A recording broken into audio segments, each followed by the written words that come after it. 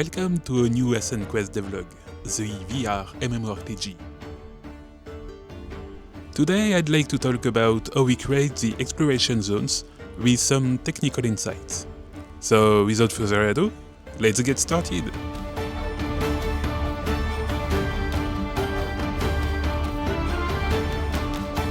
Do you remember the first preview of the Howling Valley we showed a while ago?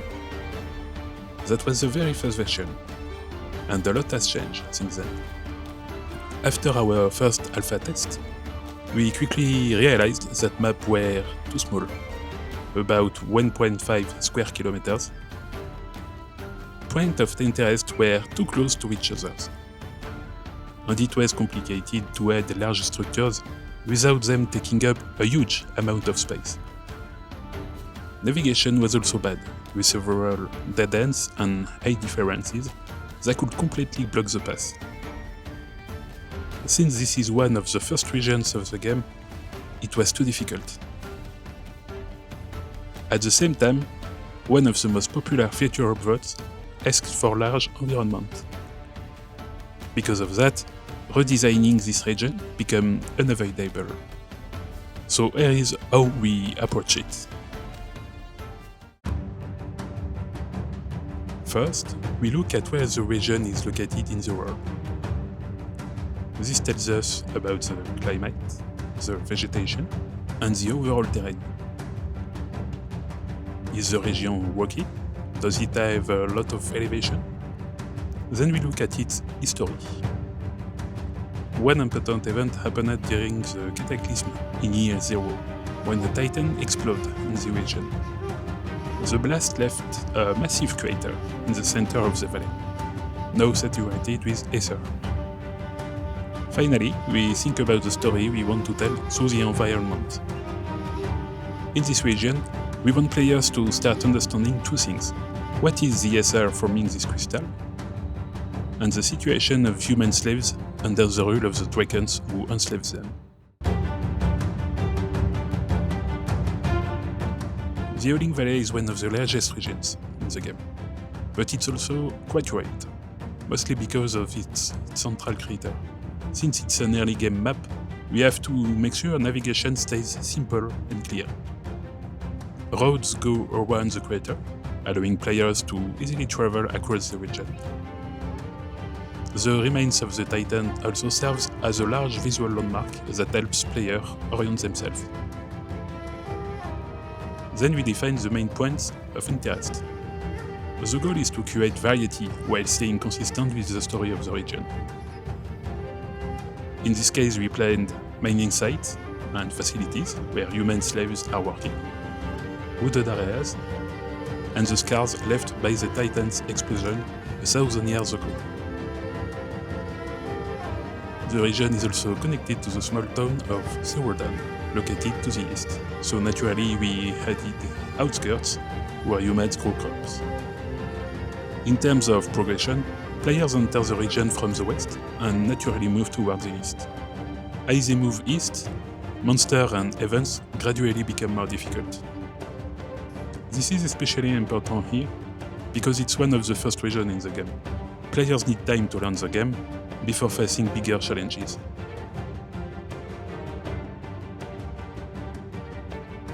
We also define the respawn point. When a player dies, they can reappear at these locations, so their placement is important. If we want a region to feel very dangerous, we may place only one respawn point at the entrance. This can create a stronger feeling of hostility, feeling that the closest safe place is far behind. On the other hand, if we want a region to be easier, we can add more respawn points.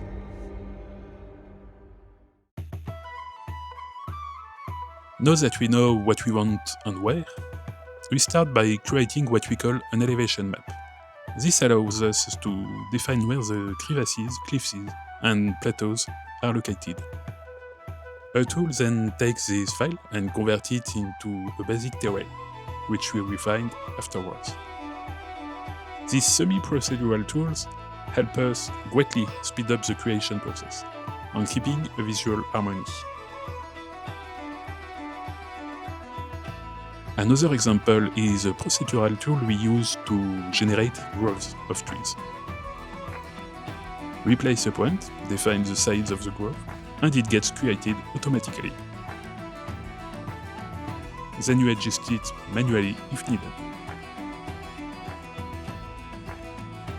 Once the terrain is ready, we start building the points of interest. At this stage, everything is handcrafted. Our goal is to create places that feel unique.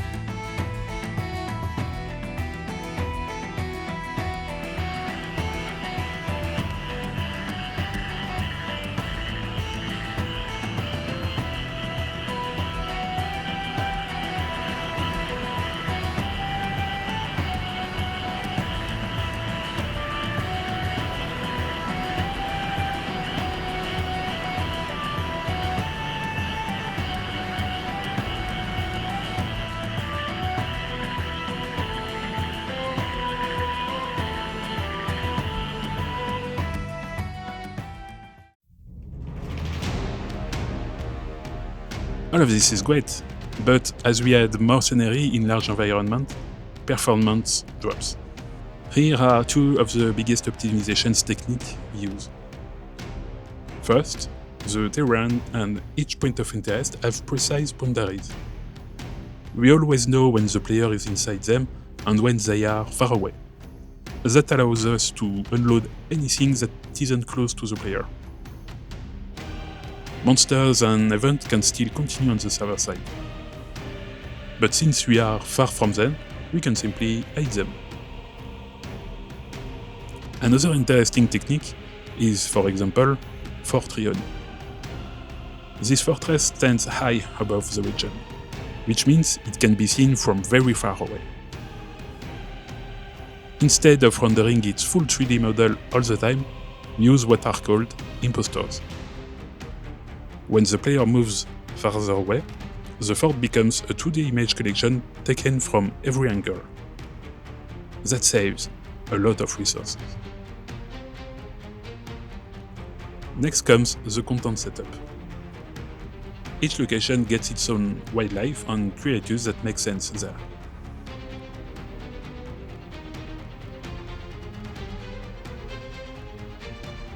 For example, these old ruins have been there for a long time. Since there haven't been patrols or adventurers in the region recently, goblins have decided to settle there. So we modify the environment to add some goblin structures.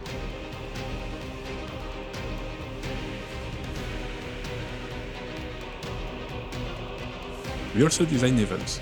The goblins might capture prisoners and prepare to kill them. When the player arrives, they can free them. But the goblins won't give up easily and will attack intruders in waves until their leader finally appears. Sometimes we work the other way around. We specifically create the environment based on the event we want to create. We also add gatherable resources, secrets, mini dungeons, and patrols. And sometimes all of that in one place. So little by little, the region comes to life and begins to tell its story.